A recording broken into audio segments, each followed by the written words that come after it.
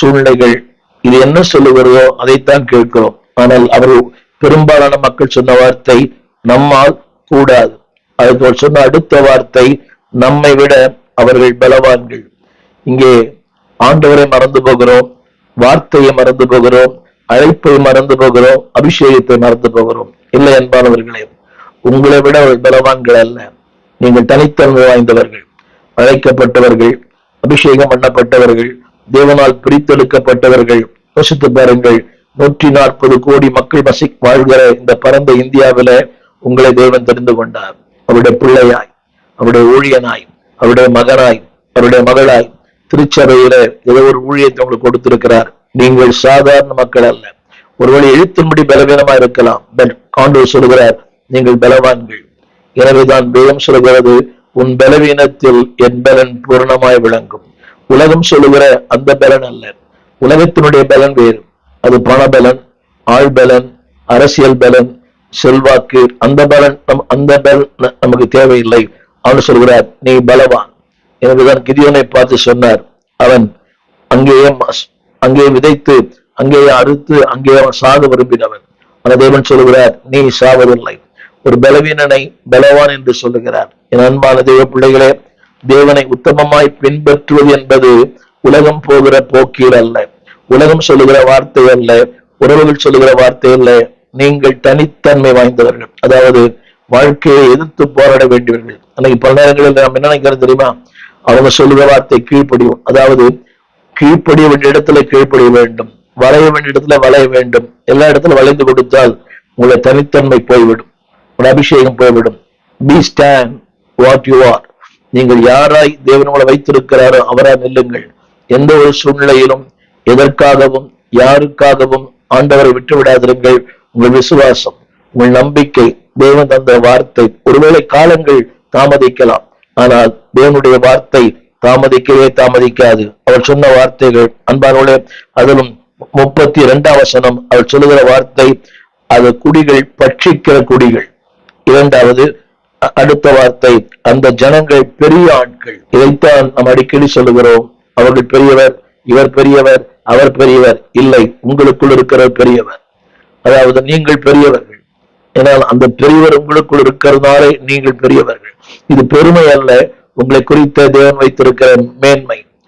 அன்பானவர்களே, don't evaluate the things what you have seen.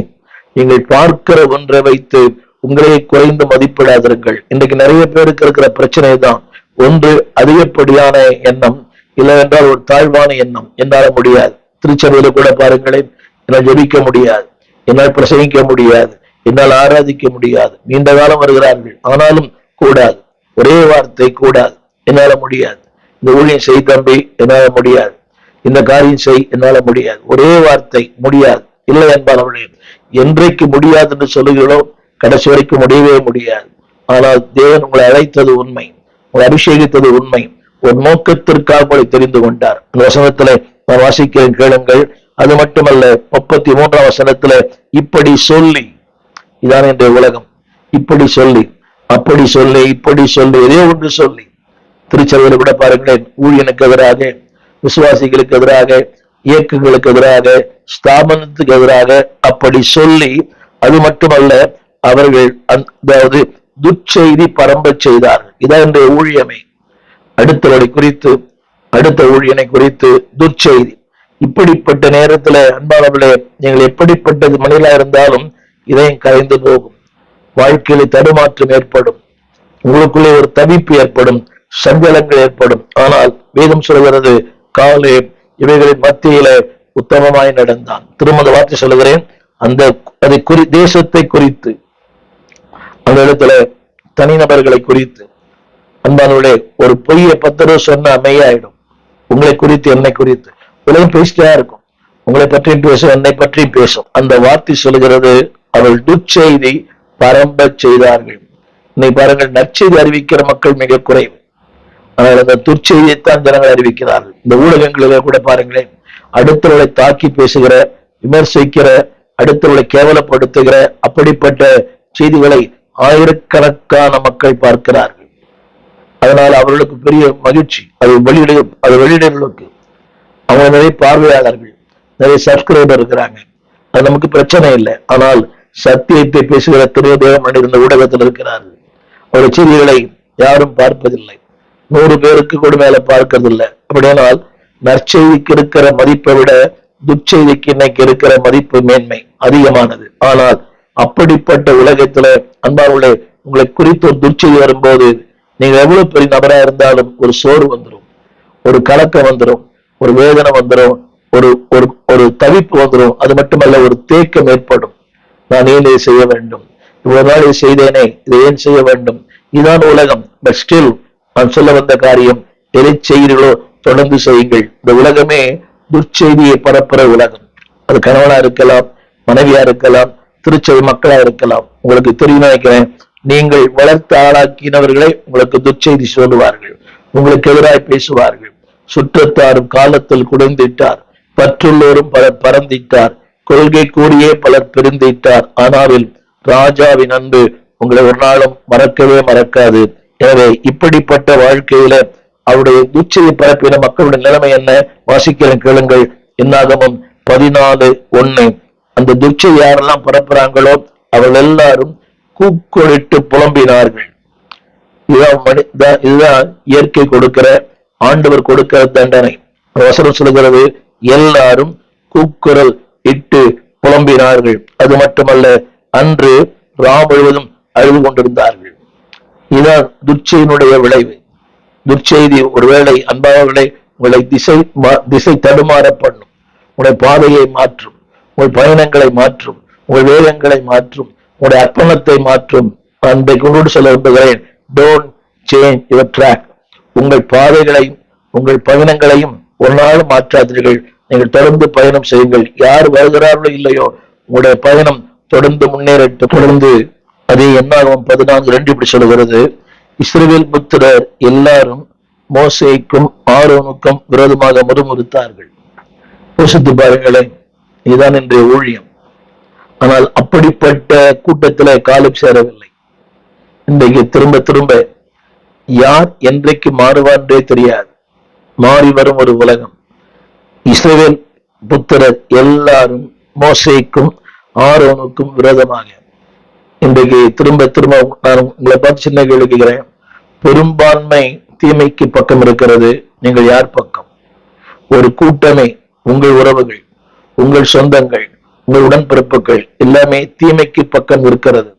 நீங்கள் நல்லவர்கள், நீதிமான்கள், கர்த்தரை அறிந்தவர்கள், நீங்கள் யார் பக்கம்? உறவுகள் பக்கமா, ஊழியரின் பக்கமா? இன்றைக்கு திருச்சபையில பார்க்கிறேன், உறவுகளுக்குத்தான் மதிப்பு, ஊழியனுக்கு மதிப்பு இல்லை. நல்லாவே தெரியும் இது தவறு. ஒரு தவறை கண்டிக்கிறோம், அதை கண்டிக்கும் போது ஒட்டுமொத்த உறவுகளும் அந்த தவறுக்கு பின்னால் இருக்கிறது. ஊழியன் தனியாக இருக்கிறான். வேதம் சொல்லுகிறது, அப்படிப்பட்ட காலகட்டத்திலே மோசே உத்தமமாய் நடந்தான். இது கொஞ்சம் கடினம். நீ என்ன பெரிய ஆளா, நீ என்ன தனியா நிக்கிற, நீ உன்னை பார்த்துடலாம், உனக்கு என்ன நடக்கும் போது பாரு, அதுதான் உனக்கு நடக்கும். மிரட்டல்கள் நிறைய வரும், அதாவது மன அழுத்தங்கள் நிறைய வரும், மனப்போராட்டம் நிறைய வரும். எத்தனை பேர் நல்லவர்கள் தான், நீதிமான்கள் தான், உத்தமர்கள் தான். ஆனாலும் அந்த மிரட்டல்களுக்கு நிகழ்மையாக அந்த மிரட்டல் ஆன்மீகவாதிகள், அரசியல்வாதிகள், சன்பல்லா, தொபியா, 2வது நோபதியாள், இன்னும் ஒரு தீர்க்கதரிசி, அத்தனை பேரும் அவர்களுக்கு விரோதமாக எழும்பினார்கள். அந்த நிகழ்மையா சொன்னான், நான் என் வேலையை விட்டு நான் போவதில்லை. I will not quit. எதற்காக அழைக்கப்பட்டேனோ அவன் சொல்லுகிறான், நான் ஒரு நாளும் இந்த வேலை விட்டு வர மாட்டேன். எதிர்ப்பாளர்கள் அதிகம், ஏளனங்கள் அதிகம், பாடுகள் அதிகம், பரியாசங்கள் அதிகம். ஆனால் வேதம் சொல்லுகிறது, அன்பானவர்களே, ஆனாலும் அவன் சொன்ன ஒரு வார்த்தை, அன்பானவர்களே, நாங்கள் அந்த வசனம் சொல்லுகிறது, அவன் உத்தமமாய் நடந்தான். என்னாகவும் 14:3 நாங்கள் எங்கள் தேச எகிப்துக்கு திரும்பி போகிறதே உத்தமம் அல்லவா? நீ நிறைய பேர் அப்படியே நினைக்கிறோம். இந்த ஊழியம், இந்த வாழ்க்கை, இந்த பாடுகள், இந்த போராட்டம் என் பழைய வாழ்க்கைக்கு போயிடலாமே. இல்லை என்பானவர்களே, இது போன்ற வாழ்க்கை இந்த உலகத்துல இல்லை. எனவேதான் பக்தன் பாடினான், இத்தனை பெரிய ஸ்லாக்கியம் பெற்றோர் பூமியில் எவரும் இல்லை. நீங்கள் ஸ்லாக்கியம் பெற்றவர்கள். எதனால் தெரியுமா? அவரை பின்பற்றுவது, அவரை ஆராதிப்பது. டோன்ட் குவிட், விட்டுவிட வேண்டாம். அவர் சொன்ன வார்த்தை, நாங்கள் எகிப்திற்கு திரும்பி போகிறது நல்ல உத்தமம் அல்லவோ? கவனிங்கள், எது உத்தமம் என்று ஜனங்களுக்கு புரியல. எது சரி எது தவறு? உத்தமம் என்ற வார்த்தைக்கு அர்த்தமே புரியல. பாவ வாழ்க்கைக்கு, அசுத்தமான வாழ்க்கைக்கு, அந்தகார வாழ்க்கைக்கு திரும்பி போவது உத்தமமா? இல்லையே. வினைய நினைக்கிற வார்த்தை, அதான் திரும்பி போகலாம். ஊழியர்கள் கூட, அநேக ஊழியர்கள் இன்றைக்கு உலக வேலை செய்கிறார்கள். நான் இறையற் கல்லூரியில 16 ஆண்டுகள் பணியாற்றினேன். என்னுடைய இறையற் கல்லூரியில படித்த அநேக மாணவர்கள் இன்றைக்கு உலக வேலை செய்கிறார்கள். அது சரியா தவறா என்ற வார்த்தை வரவில்லை. அதற்கு இறையற் கல்லூரி தேவையில்லையே. அழைப்பு, அபிஷேகம், 2 ஆண்டுகள் அங்க படித்து 3 ஆண்டுகள் படித்து பட்டம் பெற்று, அப்ப யோசித்து பாருங்கள், அழைத்தவரையும் அழைப்பையும் உதாசீனப்படுத்துகிற வாழ்க்கை. அவர் வாழ்க்கையில சோபித்தார்களா என்றால் இல்லை. முன்னேறினார்களா என்றால் இல்லை. ஜெயித்தார்களா என்றால் இல்லை. ஏனென்றால் அன்பாருடைய, இதுல ஜெயிக்காத நீங்கள் வேற எதிலுமே ஜெயிக்க முடியாது. இதுல தோற்று போன நீங்கள் எல்லாவற்றிலும் தோற்று போவீர்கள். ஒரு அழைப்பிலே நீங்கள் தோற்றுவிட்டால் வாழ்க்கையே தோல்வி. ஒரு ஊழியத்திலே தோல்வி ஏற்பட்டால் வாழ்க்கையிலே தோல்வி. அடிக்கடி நான் சொல்லியிருக்கிறேன், கர்த்தரை ஏமாற்றுகிற ஒருவன் தன்னுடைய சொந்த மனைவியை ஏமாற்றுவான். இதுதான் உலகம். ஏனென்றால் இன்னைக்கு எனக்கு புரியல. இன்னைக்கு கர்த்தரையே ஏமாற்றுகிறோம். மல்கியால் வாசிக்கிறோம். மல்கியா 1:6 தேவனை கனம் பண்ணவில்லை. 2:14 சொந்த மனைவியை கனம் பண்ணவில்லை. என்னை கேட்டுக்கொண்டிருக்கிற அன்பு பிள்ளையே, don't deceive God, don't deceive yourself. உங்களை ஏமாற்ற வேண்டாம், உங்களை அழைத்தவரை ஏமாற்ற வேண்டாம். அவன் உத்தமமாய் நடந்தான். இவன் சொல்கிறார்கள், நாங்கள் திரும்பி போகிறது உத்தமம் அல்லவோ? அதுவா உத்தமம்? இல்லை. பாடுகளானாலும், போராட்டங்களானாலும், இல்லாமையானாலும், வெறுமைகளானாலும், கண்ணீரானாலும், கவலைகளானாலும், ஒவ்வொரு ஊழியரும் அன்பாரோட இடுக்கத்தின் பாதையில் தான் போகிறார்கள். நீ நான் சொல்லியிருக்கிறேன், நீங்க நினைக்கலாம் ரொம்ப லக்ஸூரியஸா இருக்கிறாங்க. Never. Everyday they are struggling. உள்ளான, வெளியான, சொல்லக்கூடிய, சொல்லக்கூடாத, மறைவான, அந்தரங்கமான, வெளியரங்கமான பல பாடுகள், இவற்றையும் கடந்து அதைத்தான் வேதம் சொல்கிறது, அவன் என்னை உத்தமமாய் பின்பற்றினான். அதுதான் உத்தமம் என்ற வார்த்தைக்கு அர்த்தம். அது மட்டுமல்ல, இன்னாகமம் 14:4 இப்படி சொல்கிறது, பின்பு அவர்கள், எதிர்ப்பாளர்கள், நாம் ஒரு தலைவனை ஏற்படுத்தி கொண்டு எகிப்துக்கு திரும்பி போவோம் வாருங்கள் என்று ஒருவரோடு ஒருவர் சொல்லிக் கொண்டார்கள். உங்களுக்கு புரிய நினைக்கிறது இந்த வார்த்தை. கவனிங்கள், ஒரு தனி மனிதன் விழும்போது அவன் விழுறதில்ல, ஒரு கூட்டத்தை சேர்த்துக்கிறான். இது ஊழியங்கள் நடக்குது. அதாவது அந்த ஊழியருக்கும் அவனுக்கும் பிரச்சனை. ஆனால் அந்த பிரச்சனையை சந்திப்பதற்கு அவன் ஒரு தொழில் கூட்டத்தை தன் பக்கம் சேர்த்துக் கொள்ளுகிறான், ஊழியனுக்கு விரோதமாய். அந்த வார்த்தையை நாம் ஒரு தலைவன் ஏற்படுத்தி கொண்டு, எதற்கு? தீமை செய்வதற்கு, ஒரு ஊழியனை துக்கப்படுத்துவதற்கு, ஒரு ஊழியனை வீழ்த்துவதற்கு, ஒரு ஊழியனை பாரப்படுத்துவதற்கு, ஒரு ஊழியனை நிலைக்குறை வைப்பதற்கு ஒரு தலைவர் ஏற்படுத்தி கொண்டு எகிப்துக்கு திரும்பி போவோம் வாருங்கள். இன்னைக்கு பாருங்க, இன்னைக்கு அதுக்குதான் தீமை செய்வதற்கு ஒரு லீடர், அவர் தான் லீடர். ஆனா பிரச்சனை வரும்போது அவர் சொல்றார், நான் அவர் சொல்லித்தான் செஞ்சேன். யோசித்து பாருங்கள், பிரச்சனை வரும்போது நான் இயல்பா செய்யல, அவர் தான் செய்ய சொன்னார், நான் செஞ்சேன். அவர் எழுத சொன்னா நான் எழுதினேன், அவர் பேச சொன்னா நான் பேசுறேன். வசனம் சொல்கிறது, அவர்கள் நாம் ஒரு தலைவன் ஏற்படுத்தி கொண்டு, இதற்கு தீமை செய்ய, தேவன் விட்டு போக, தேவ சித்தத்துக்கு எதிர்த்து நிற்க. என் அன்பு தேவ பிள்ளைகளே, கவனிங்கள். I want to ask you, what kind of group you are? எப்படிப்பட்ட கூட்டத்தில் நீங்கள் இருக்கிறீர்கள்? நீதி, உண்மை, உத்தமம், நியாயம், அப்படிப்பட்ட கூட்டத்தில் இருக்கிறீங்களா? அநியாயம், அக்கிரமம், அசுத்தம், ஆதாயம், அந்த கூட்டங்க சேர வேண்டாம். இப்படிப்பட்ட காலகட்டத்துல காலை உத்தமமாய் வாழ்ந்தான். அது மட்டுமல்ல அன்பானவர்களே, அதாவது காலையுடைய அந்த வாழ்க்கையில் இன்னொன்றை பார்க்கிறோம். என்ன? 14:6 அன்பான வேதம் சொல்கிறது, யோசுவாவும் எப்புனேன் குமாரனாகிய காலேபும் தங்கள் வஸ்திரங்களை கிழித்து கொண்டு, அவள் சொன்ன வார்த்தை ஒரு நேர்மறையான வார்த்தை. அதாவது, நாங்கள் சுற்றி பார்த்த தேசம் நல்ல தேசம், அது மட்டுமல்ல தேவன் அந்த தேசத்தை எனக்கு கொடுப்பார். இதுதான் அன்பானவர்களே ஒரு பாசிட்டிவ் கன்ஃபெஷன். திரும்ப திரும்ப ஒரு பெருங்கூட்டமே வித்தியாசமான ஸ்டேட்மெண்ட். அவர் தரிமடின்னு சொல்லுகிறார், ஐ கேன். திரும்ப திரும்ப உறவுகள்ல கூட திரைக்கூட்டத்தை பின்பற்றாதீர்கள், பின்பற்றினால் நீங்கள் காணாமற் போவீர்கள். Don't follow the crowd. If you follow the crowd, you will be disappeared. திரும்ப திரும்ப don't follow the crowd. If you follow the crowd, you will be disappeared. திரைக்கூட்டத்தை பின்பற்றாதீர்கள், அப்படி பின்பற்றினால் ஒரு நாள் நீங்கள் காணாமலே போவீர்கள். என்னை கேட்டுக்கொண்டு அன்புடைய பிள்ளையே, அவன் சொன்னான், தேவன் தேசத்தை கொடுப்பார்.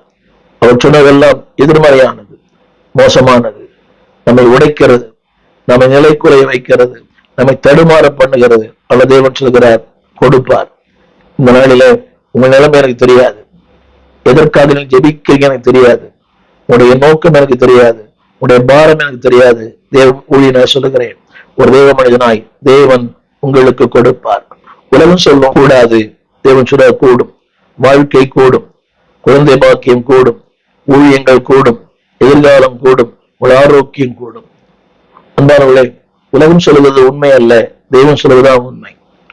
உண்மைகளை பொய்யாக்கும் தேவன் இவர். அவர் சொல்லுகிறார், அவர் கொடுப்பார்.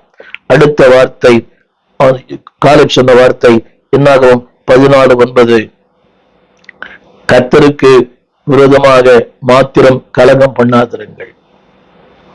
எத்தனை பெரிய வார்த்தை! உலகமே இன்னைக்கு எப்படித்தான் இருக்கிறது. உன்னுடைய கருத்து என்னவென்றால் கான்பிடன்ஸ் இன் காட். தேவன் மேலே அசைக்கப்பட முடியாத ஒரு நம்பிக்கை. நம்மை அசைக்கிற பல சக்திகள் உண்டு, ஆனால் வேதம் சொல்கிறது நம்மை அசைக்க முடியாத பல சக்திகள். அதைத்தான் இந்த 6, 7, 8, 9 அசைக்க முடியாத சக்தி. வேதம் சொல்கிறது, அந்த காலேப் சொன்ன வார்த்தை, கர்த்தர் நம்மோடு இருக்கிறார், கர்த்தர் நம்மோடு இருக்கிறார், நீங்கள் அவர்களுக்கு பயப்பட வேண்டியதில்லை. Confidence in God. உலகமே எதிர்த்து நிற்கலாம், உலகம் வித்தியாசமா இருக்கலாம், ஆனால் have a confidence. வேதம் சொல்லுகிறது, அவரையே, அவரை அல்ல, அவரையே சார்ந்திருங்கள். A total dependence upon God. தேவனையே சார்ந்து வாழும்போது திருமறை சொல்லுகிறது, அன்பானவர்களே, உடைய வாழ்க்கை வித்தியாசமா இருக்கும். முறுமுறுப்புகள் மாறும், கண்ணீர் மாறும், கவலைகள் மாறும். அது மட்டுமல்ல, தேவன் என்ன சொன்னாரோ உங்கள் வாழ்க்கை நிறைவேற்றுவார். நான் வாசிக்கிறேன், கேளுங்கள். 14:30 தேவன் சொல்லுகிறார், நான் உங்களை குடியேற்றுவேன், நான் உங்களை குடியேற்றுவேன். ஆங்கிலத்துல I will settle your life. Have a confidence. அந்த நம்பிக்கை. பாட்டெல்லாம் பாடுறோம், நான் நம்பும் கண்மலை, அலைகள் மோதினாலும் எவர் எனக்கு எதிராய் வந்தாலும், வேதம் சொல்லுகிறது, அவரையே நம்புங்கள், அவரையே நான் நம்பும் கண்மலை, அவரே என் கோட்டை, அவரே என் துருகம். அந்த வார்த்தை சொல்லுகிறது, நீங்கள் நிச்சயமாய் கர்த்தர் உங்களை குடியேற்றுவார். ஆங்கிலத்தில் God will establish your life. Not only establish, He will extend your life. உங்கள் வாழ்க்கையை ஸ்திரப்படுத்துவது மட்டுமல்ல, சீர்படுத்துவார், உறுதிப்படுத்துவார். இங்கே இன்னொரு காரியம் சொல்ல விரும்புகிறேன்.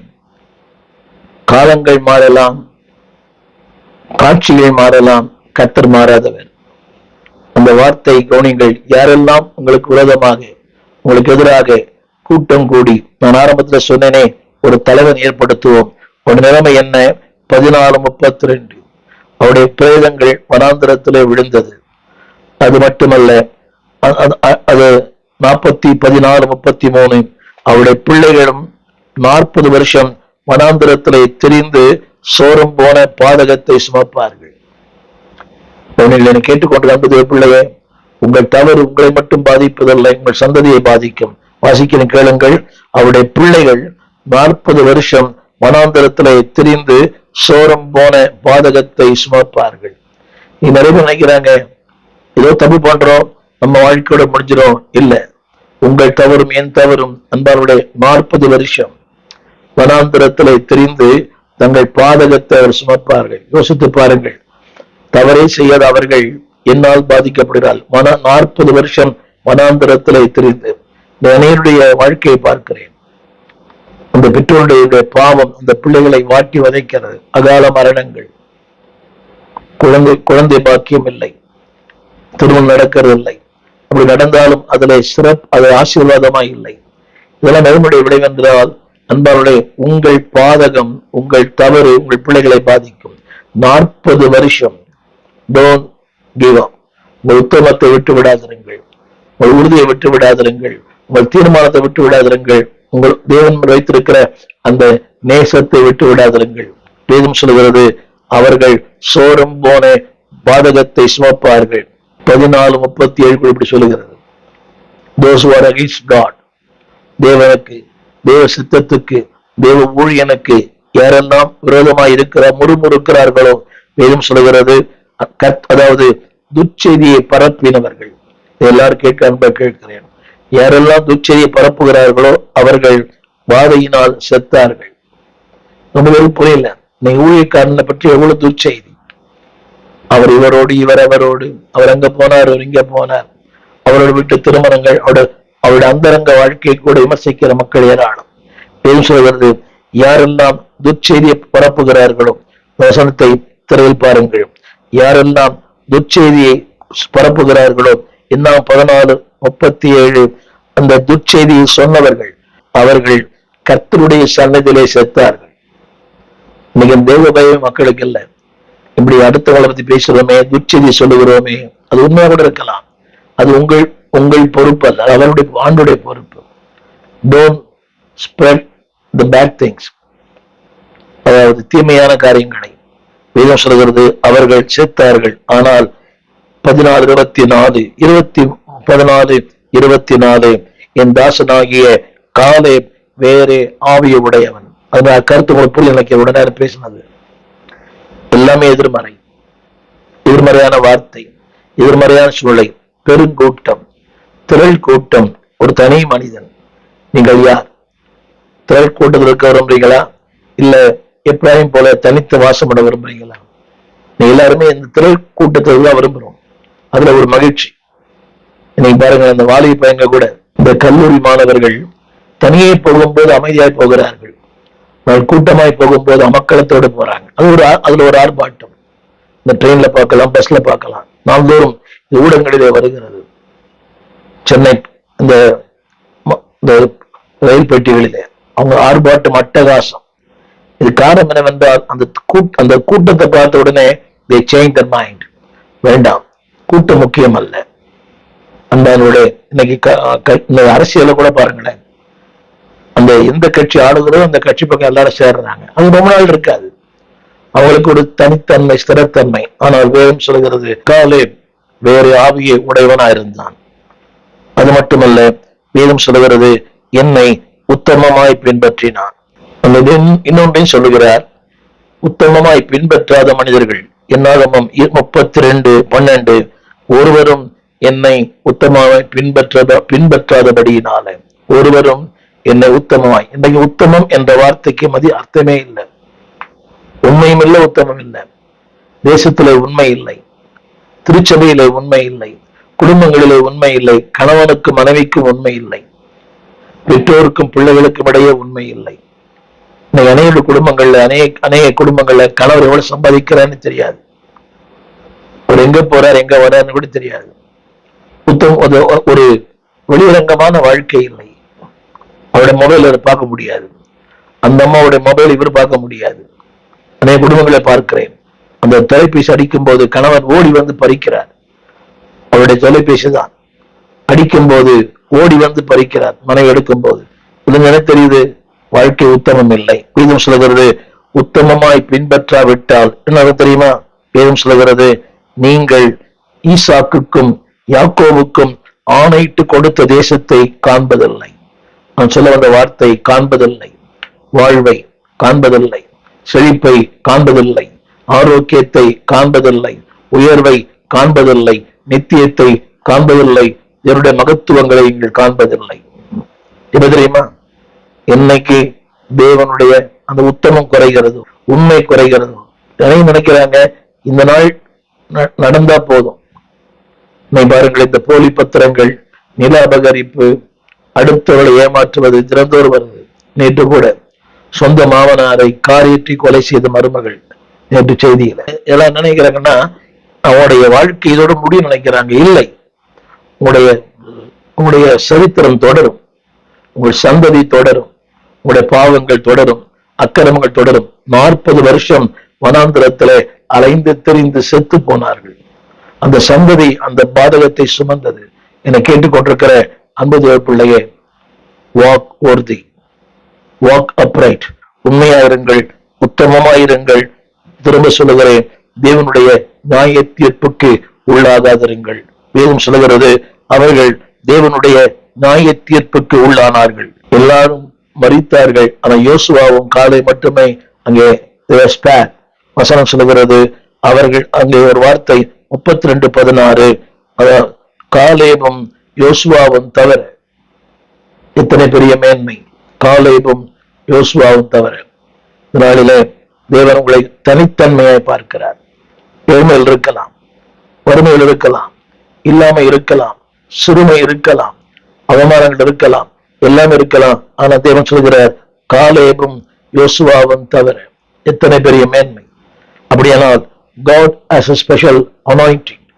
தேவன் உங்களுக்கு என்ற ஒரு மேன்மையான, ஒரு மகிமையான, ஒரு மகத்துவமான ஒன்றை வைத்திருக்கிறார்.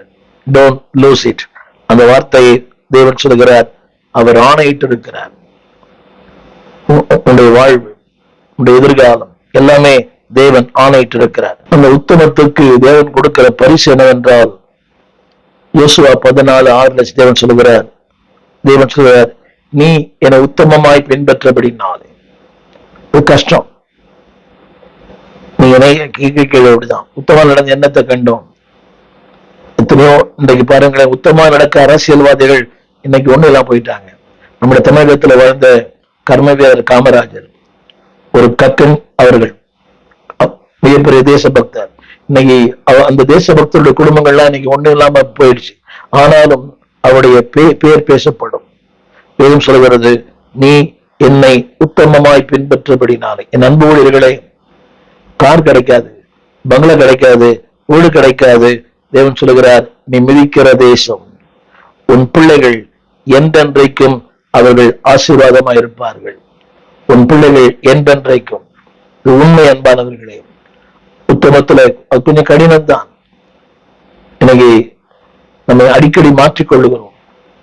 காலங்களுக்கு ஏற்றா போல, சூழ்நிலைக்கு ஏற்றா போல we change ourselves. உடை மாறுகிறது, பேச்சு மாறுகிறது, நம்முடைய தோற்றம் மாறுகிறது, எல்லாமே மாறுது. ஆனால் உத்தமமாயிருங்க. கொஞ்ச காலம்தான், வாழும் காலங்கள் கொஞ்சம், வாழப்போகிற காலங்கள் அதிகம். வேதம் சொல்கிறது, நீயும் உன் பிள்ளைகளும் என்றென்றைக்கும் ஆசீர்வாதமாக இருப்பீர்கள் என்று கர்த்தர் ஆணையிட்டார். சுதந்திரம், அதாவது உங்களுக்கு ஒரு விடுதலை வாழ்க்கை, ஒரு மகிழ்ச்சியின் வாழ்க்கை, ஒரு பரிபூரணத்தின் வாழ்க்கை. தேவன் சொல்லுகிறார், நான் அதை கட்டளையிட்டேன். எத்தனை பெரிய வார்த்தை! அது மட்டுமல்ல, யோசுவா 14:10 அவர் சொல்லுகிறார், தன்னுடைய 85வது வயதிலே அவர் சொல்லுகிறார், இப்போதும் கர்த்தர் சொன்னபடியே என்னை உயிரோடு காத்தார். God will fulfill his promise in your life. சொன்னபடியே செய்வார். உத்தமத்திற்கு நிச்சயம் மதிப்பு உண்டு, உத்தமத்துக்கு மேன்மை உண்டு, உங்கள் உத்தமத்துக்கு ஒரு வெகுமதி உண்டு. சொன்னபடியே. அது மட்டுமல்ல, அந்த வசனம் சொல்லுகிறது, அன்பானவர்களே, அன்றைக்கு இருந்த பலன் எனக்கு இன்றைக்கும் இருக்கிறது. அது மட்டுமல்ல, ஏதும் சொல்லுகிறது, அன்பானவர்களே, யுத்தத்திற்கு போக்குவரத்துமா இருக்கிற அப்போது எனக்கு இருந்த பலன் இப்ப. அன்னைக்கு யுத்தம் பண்ணாரா, இன்னைக்கு 85 வயசுல யுத்தம் பண்றாரு. ஆரோக்கியமான வாழ்க்கை, மகிழ்ச்சியான வாழ்க்கை, உயர்வான வாழ்க்கை, happy life, healthy life, highest life. என்ன தெரியுமா? when you obey God, உத்தமமாய் நடக்கும் போது. ஆரம்பத்துல சொன்னேன், walk, follow the Lord fully. முழு இதயத்தோடு, உன் முழு ஆத்மாவோடு நீ நடக்கும் போது. வேதம் சொல்லுகிறது, யோசுவா 14:13, அப்பொழுது யோசுவா காலேபை ஆசீர்வதித்தான், எபிரோனை அவனுக்கு சுதந்திரமாய் தந்தான். இன்றைக்கு பரம யோசுவா அன்பானவர்களே, உங்களுக்கு என்று மேன்மையான, மகிமையான, மகத்துவமான காரியங்களை வைத்திருக்கிறார். Don't lose it. Don't distract. தடுமாற வேண்டாம், குழம்ப வேண்டாம். அன்பானவர்களே, உங்களுடைய உறுதியை விட்டுவிட வேண்டாம். அதனால திருமறை சொல்கிறது, ஆரம்பத்தில் கொண்டிருந்த நம்பிக்கையை முடிவு பரியந்தம் நீங்கள் பற்றி கொண்டிருந்தால் நீங்களே தேவனுடைய வீடா இருப்பீர்கள். கர்த்தர் உங்களை மாற்றுவார். யோசுவா 21 அதிகாரம் 12 வசனம். தேவனுடைய ஆசீர்வாதங்கள், வயல்கள். அது மட்டுமல்ல, அந்த வசனம் சொல்லுகிறது, பட்டணத்தை சேர்ந்த வயல்களையும் பட்டிகளையும் எப்னையின் குமாரனாய் காலேபுக்கு காணியாட்சியாய் கொடுத்தார்கள். 14:15 யோசுவா. தேசம் அமைதலாய் இருந்தது. இதுதான் வாழ்க்கையில முக்கியம். உத்தமத்துக்கு தேவன் கொடுக்கிற பரிசு. There is a reward for you. தேசம் அமைதலாய், உங்களுடைய வாழ்க்கை, உங்களுடைய குடும்பம், திருமறை சொல்லுகிறது, அமைதியாய் இருந்தது. அந்த உத்தமத்திலே தொடர்ந்து நடக்கும் போது, அன்பான தேவ பிள்ளைகளே, 14:9 யோசுவா 14:9, உனக்கும் உன் பிள்ளைகளுக்கும் நிரந்தரமான ஆசீர்வாதம். இன்றைக்கு தேவனை உத்தமமாய் பின்பற்றுவது என்ற வார்த்தையின் அர்த்தம் என்ன? திரையில் பாருங்கள். What is meaning to follow the Lord? Follow Jesus all the days. அதாவது ஏதோ குறிப்பிட்ட காலம் பின்பற்றி விட்டு விடுவதில்ல. all the days. அந்த வார்த்தையை கூடிட்டு காட்ட விரும்புகிறேன். Follow Jesus all the days. எல்லா நாட்களிலும். கடினம். எங்கள் விலாசம் போதகர் ஸ்டீஃபன் தேவகுமார், திறந்த வாசல் சபை, நம்பர் 65, பரமானந்த தெரு, 7 கிணறு, சென்னை 600001. தொடர்புக்கு 9841839287. மேலும் 04443183330. எங்கள் மின்னஞ்சல் stephenopendor@gmail.com. எங்கள் தேவ செய்திகளை யூடியூப் சேனலில் பார்த்து பயனடையுங்கள். தேவன் உங்களை ஆசீர்வதிப்பாராக.